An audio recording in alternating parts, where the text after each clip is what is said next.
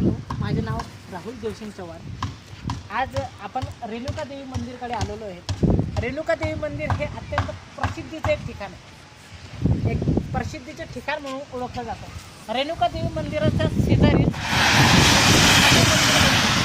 महादेव मंदिर हे जवळपास जर राऊंडने गेलो तर रेणुका मंदिरपासून महादेव मंदिर हे 5 किलोमीटर अंतरावर आहे आणि बाजूलाच रेणुका देवीच्या मंदिराच्या बाजूलाच 5 किलोमीटरला चांदवड म्हणून गाव आहे। अत्यंत सुंदर असं एक ठिकाण आहे। पहाड म्हणजे एक गडसारखं किल्ल्यासारखं दिसणारा हा जो भाग आहे, आपण कॅमेरामॅन प्लीज ह्या साईडला दाखवा।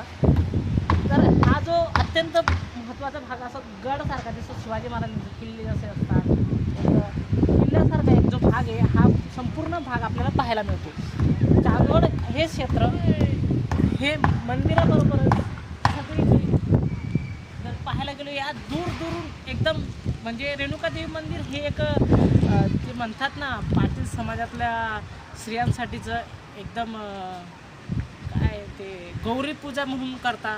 ती गौरी पूजासाठी कुणाची मानता असते, कुणाचं हे सगळं पूजन विधी करण्यासाठी ह्या रेणुका देवी मंदिराकडे सगळेजण येतात। एक कुणी नारळ हे करतं, कुणी कुणाचं सत्यनारायणाची पूजा असो, कुणी बाईक घेतलेली असेल, न्यू बाईक घेतलेली असेल, न्यू कार घेतलेली असेल, तर हे सगळ्यांची पूजा करण्यासाठी अगोदर चांदवडचे लोक ह्या ठिकाणी येतात। म्हणून ह्या ठिकाणाला एक प्रसिद्धी लागलेली। तर नाशिक विभागातले काही लोक, नंदुरबार विभागातले काही लोक, धुळे विभागातले काही लोक हे सगळे या ठिकाणी रेणुका देवी मंदिराकडे पूजा अर्चना करण्यासाठी येतात।